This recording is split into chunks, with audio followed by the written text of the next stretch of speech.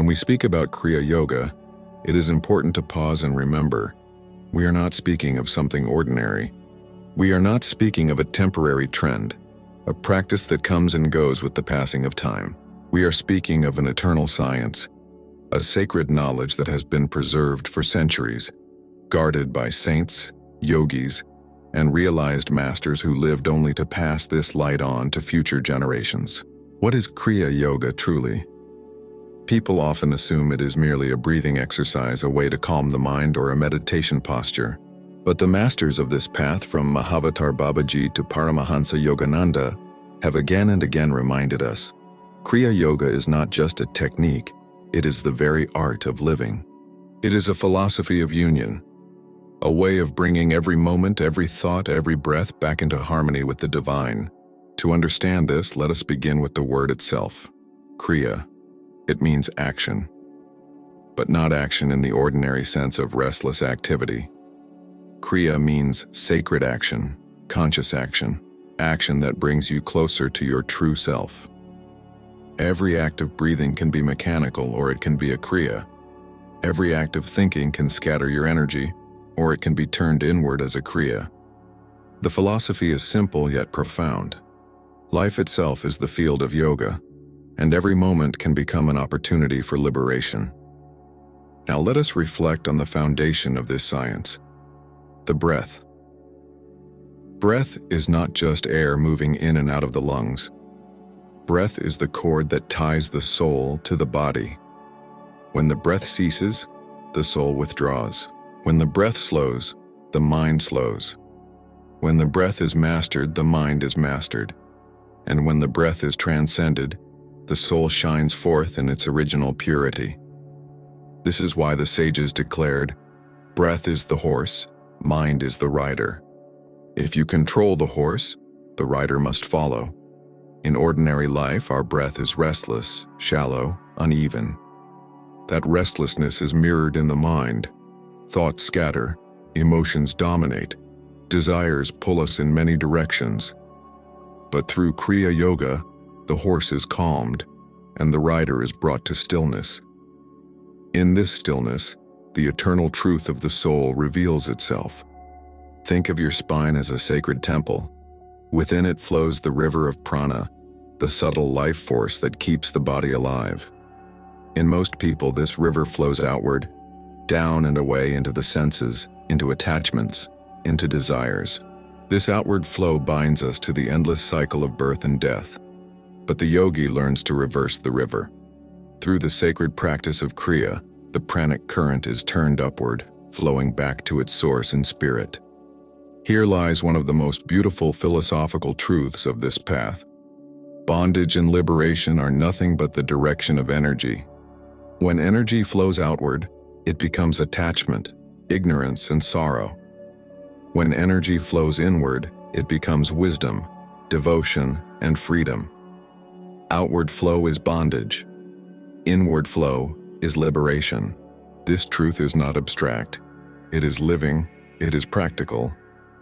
Every time you feel restless, every time you feel pulled by temptation, notice the direction of your energy. It is moving outward. Every time you feel peace, love, stillness, notice again, the energy has been drawn inward. Kriya Yoga gives us the science of mastering this process at will. Lahiri Mahasaya, the great householder yogi, embodied this truth perfectly.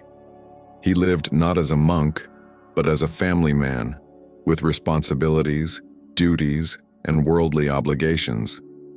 Yet he attained the highest realization through Kriya. Why? Because he demonstrated that liberation does not demand outer renunciation, but inner transformation. The philosophy of Kriya is not run away from life, but transform life while living it. In fact, Lahiri Mahasaya declared, Kriya Yoga is for all. No matter who you are, no matter what your duties are, you can practice Kriya. You do not need to abandon the world, you need only to redirect the inner current of your life. Now let us reflect on Paramahansa Yogananda's famous words. Kriya Yoga is the airplane route to God. This is not a metaphor meant only for poetry. It is a deep philosophical truth. Ordinarily, the soul evolves step by step, slowly through countless lives, experiences, and lessons. Like a traveler climbing a long staircase, step after step, sometimes falling, sometimes rising, but always moving slowly. But the practice of Kriya is like entering an airplane. The staircase is not destroyed, the path is not denied, but the speed is accelerated. In one lifetime of sincere practice, the progress of many lifetimes is condensed. Why? Because Kriya works at the root of consciousness itself.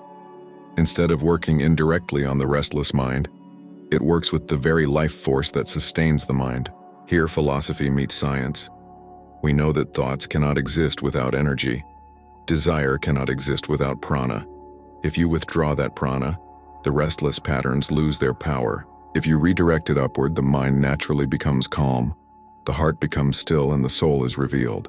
This is why Yogananda taught that 1 year of Kriya practice is equal to decades of ordinary meditation, not because Kriya is a shortcut in the cheap sense, but because it aligns perfectly with the laws of the spirit. When you fly in harmony with the law, you move with unimaginable speed. Let us pause to reflect on the role of the guru in this path.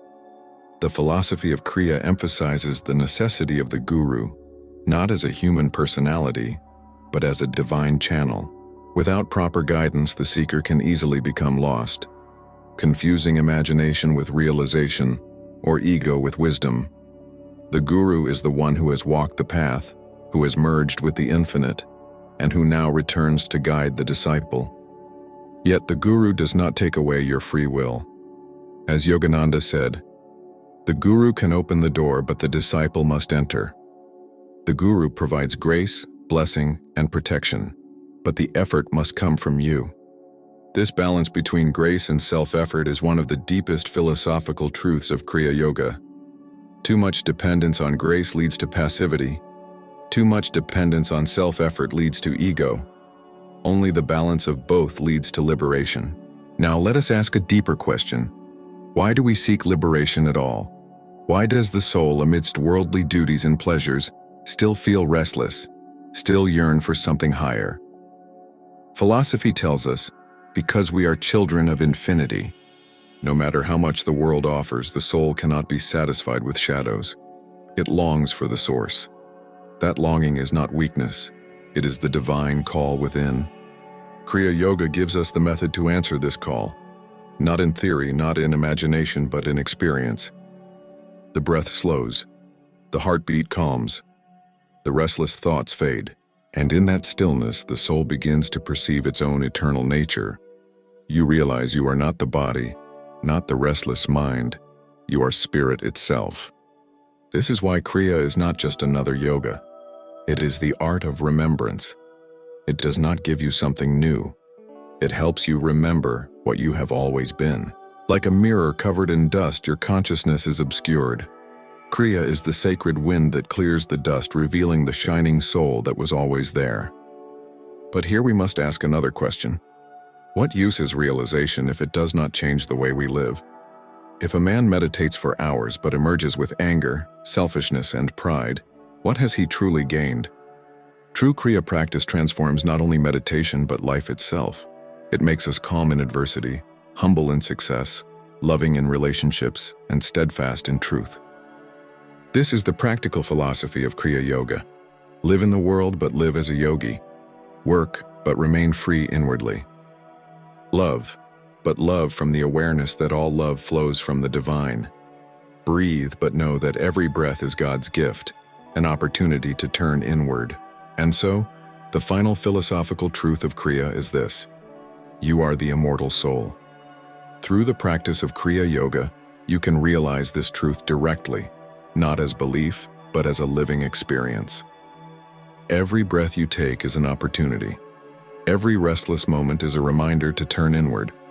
Every challenge in life is an invitation to deepen your practice. The masters are still present, silently guiding every seeker who calls upon them with sincerity. As Yogananda declared, practice Kriya night and day. You will realize God in this life. This is not mere poetry, it is the promise of the soul's highest destiny.